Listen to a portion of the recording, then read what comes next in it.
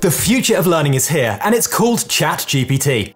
It's already turned the education system upside down, with some institutions allowing students to reference AI sources and others trying to ban it completely. The New York City Department of Education is cracking down on a particular tool. Students and teachers can no longer access an artificial intelligence chatbot that generates writing. It's called ChatGPT. So in today's video, I want to walk through how to write an academic essay using freely available AI tools like ChatGPT. I've broken down the video into 5 sections, covering essay writing introductions, main body, conclusion, and then grammar checking and plagiarism. So hit that subscribe button and make sure you stick around to the end of the video to find out whether AI can actually save you time writing an academic essay or whether it's going to send you to plagiarism jail. When I had to write scientific essays in my undergraduate medical training and then dissertations in my postgraduate surgical career, I had a system that got me firsts every single time for those essays. And it involved breaking down the essay into its different sections and following a key format. And we can integrate this with ChatGPT. To start off any essay, you need a strong introduction. The introduction is basically your gateway argument, and it's an opportunity to hook the reader and set the scene for your main body and then your conclusion. Now, for most academic essays, you're given a title and probably some instructions on what the essay should cover by your academic institution. And your introduction is really going to be a paragraph of a couple of sentences which speak back to that title and set the scene. So for example, if our essay is entitled "Discuss the Role and Risks of AI in Academic Essay Writing," I'm going to start looking for the keywords in that title that I can talk about in the introduction. So for example, in that title, the keywords are going to be the role and risks of AI and academic essay writing. So I know that in the introduction, I really want to touch on and define those keywords and explain what I'm going to talk about and how I'm going to talk about those keywords in the main body of my essay. In our first couple of sentences of the introduction, we're going to define these points, and if we use ChatGPT here, our prompt might be something like, write a short 3-sentence introduction for an essay entitled, and then putting in our essay title. You can ask ChatGPT to define the key points and grab the reader's attention. Now, this is a good prompt, but it's probably not specific enough, and it's going to give you quite a generic response. Better is to add in a persona and give it some structure and tone. So you might say something like, ChatGPT, you are an academic, and I want you to write an essay in a tone that is both professional and intriguing to grab the reader's attention and make some solid scientific points. You can even paste in some text from a similar academic article or from a style that you like and ask ChatGPT to mirror that writing style when it writes your essay. This will then produce a very specific and focused introduction in the style that you like. Now, for your main body, this is the part where most people get really stuck or get writer's block when they come to write any type of essay or article. And the key here is to break up that main body and reflect back to the essay title with your headings in the main body and make talking points around those key points and keywords that you identified from the title and any instructions you've been given. So for example, for our essay title, we want to break down the main body into 2 or 3 or 4 headings, and then each of those headings is going to have a subheading, and each of those subheadings is going to have a few talking points.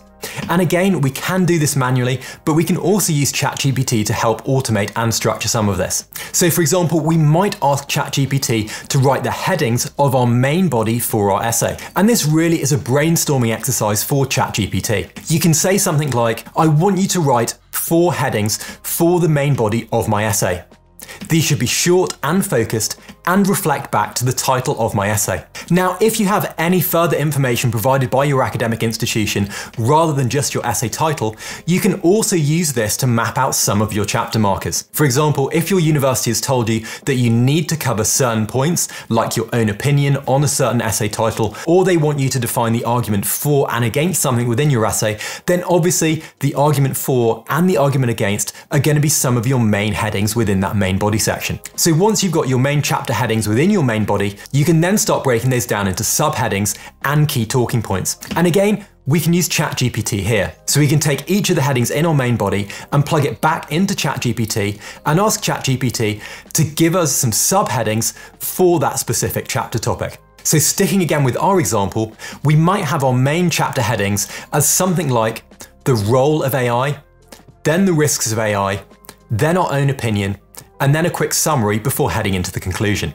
Now, in the role of AI section, we might then want to have a couple of different subheadings, and ChatGPT can generate these. We might end up with some subheadings such as planning your essay, devising the chapter headings, spell checking and grammar checking your essay, improving the readability of your essay, and doing research for your essay in the role of AI. And then in the risks heading, we might have subheadings like the accuracy of AI produced content. We might also have things like plagiarism, and we might dive into the impact of using AI and not using your own brain to devise topics on academic performance. Now, once we've got those subheadings, we've really broken down our essay into tiny component parts. And this means if you're given a word count, like say 1,000 words or 10,000 words for a dissertation, you can actually assign a word count yourself to those specific sections, and that turns this huge piece of work into a much more manageable and focused effort. And this means that you can focus on key areas or sections in parts of your day and be much more productive with your time management. Now, in terms of then actually writing your essay, we'll touch a little bit more on this in the plagiarism section, so do stick around for that at the end of the video. But one thing I really want to make clear is that if ChatGPT generates all of your essay content, it does mean it's not going to be original, and there may be errors within it. Remember, ChatGPT is a language model, it's not a research tool. It can't scour the internet and pull in different sources or use the latest research from PubMed or attribute any key information to those sources. And this is a huge problem. There's also a huge problem if your essay is really all about your opinion around a topic and expressing your own views on something. While you could ask ChatGPT to adopt the persona of a student and write from the first person, this isn't necessarily going to be accurate, and it's not going to be reflective of your own view. Often I found that when writing essays myself, the sections where I was asking myself about my own opinion were the easiest to write because it was literally coming from my own opinions and I could dive into real detail there. The bits that took time were often the parts where I needed to define topics or map out things that were just very, very boring. So for example, if we plug our talking points and subheadings back into ChatGPT and actually ask it to write out a couple of lines of prose or a few paragraphs to bulk out those sections, it can absolutely do that. But if we look through the results that we're getting, it's just not that high quality, there's no references, and it's pretty obvious it's quite generic. What I would typically do is when you've got those subheadings and your talking points, you want to start writing and make your point, back that up with some research-backed evidence, and then provide your own opinion on that evidence, as well as something like a worked example.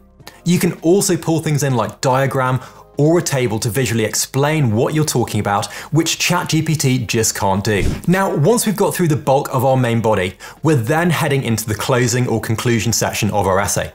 And this is really where we want to summarize back the key points that we've made in our main body to the reader and kind of wrap things up, and we'd maybe include a call to action or a specific finding from the essay that we've just been writing. Now, typically if we were writing this ourselves, we could probably remember the key points and we could reflect back to the introduction quite quickly.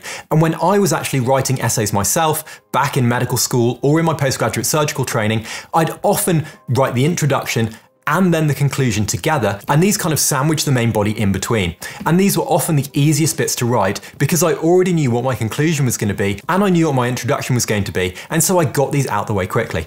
However, if we do want to use ChatGPT, we'll need to give it as much information as possible in order to summarize and write a conclusion for us. So what this will likely involve is, for your prompt, copying a lot of your main body and then putting that into ChatGPT and then concluding your essay. So here's the ChatGPT result, and as you can see, it kind of does that, but it's perhaps not the best conclusion that you've ever read. Now, after we've been through and written our essay, just like you would if you were writing the essay completely by yourself, we want to go back through and read over and really check what we've written. And this is one area where you might already be familiar with lots and lots of AI tools. So tools like Grammarly or Quillbot already use AI like GPT to go over and check grammar and punctuation and spelling. In addition to grammar, one of the big areas that many people struggle with is actual readability of what they've written. Many people in the scientific field often overcomplicate things, and if you remember back to the Feynman technique, which says we want to be able to explain difficult concepts in language that a 6-year-old can understand, we want to make sure that the language we're using in our essay is understandable to the reader and as wide an audience as possible. And this is where you can actually tailor take portions of your essay, plug it into ChatGPT, and ask ChatGPT to improve the readability or change the wording into a way that a 6-year-old could understand it. Popular tools like Quillbot can also rephrase and paraphrase some of the text you've written and simplify things or even expand things and paraphrase it depending on what you're trying to achieve. Okay, so with ChatGPT kind of bursting onto the scene and completely turning over and setting the education world on fire, lots of institutions have either completely banned it or they've adopted ChatGPT, with some professors at large institutions suggesting their students should try out all AI tools so that they familiarize themselves with them because they're going to be used more and more in the future of work. However, lots of other organizations are very scared, as you might expect, and they're putting in lots of plagiarism detection software. OpenAI, the company behind ChatGPT, have also put out their own AI detection tools online, which you can try yourself by heading over to their website and their AI text classifier, which can tell you the likelihood that the text pasted into their text window is generated by an AI or not. There are also some other companies that have popped up on the back of ChatGPT's popularity. For example, GPT-0 is one such company set up by a Princeton student which focuses on analysing text and really checking for plagiarism against common AI language models. And don't forget, most academic institutions use popular plagiarism detection software like Turnitin, and these plagiarism detection software companies have been building their own AI detectors that you can run essays through, and then it will tell you whether that essay has been completely generated by an AI or not. Now, there may well be ways around some plagiarism tools, such as taking the text generated from ChatGPT and plugging it into another tool like Quillbot, or paraphrasing it further to really churn up that word layout and make it as difficult as possible for anything to detect it. But in my opinion, that's just not worth the effort. Once you've broken down your essay, you know what you need to be doing and you know the amount of words you need to be writing. And so actually then diving into it is relatively straightforward. Now, in my humble opinion, writing essays and dissertations isn't the best way to help people learn or to assess their competence in any particular subject. But I always got a first every single time I wrote an essay, as I had a system and a format for doing so. And if you break things down, the actual writing part really isn't that tricky, especially when you consider essays that ask for your own opinion. And this isn't just true for academic essays, it's also true of any blog articles or anything you're posting online. If what you're writing isn't original or from your own personal experiences, it's going to be pretty obvious and it's going to be generic and it's just not going to be valuable to the end reader. And this is something that you really need to consider if you're thinking about using ChatGPT or generative AI tools to create new content. Now, hopefully this has been really useful, and I've got a full series on generative AI and all the different use cases in learning and elsewhere that I'll put up here that I highly recommend you check out. Thanks so much for watching and for subscribing. If you haven't subscribed yet, do hit that button and I'll catch you again in the next video.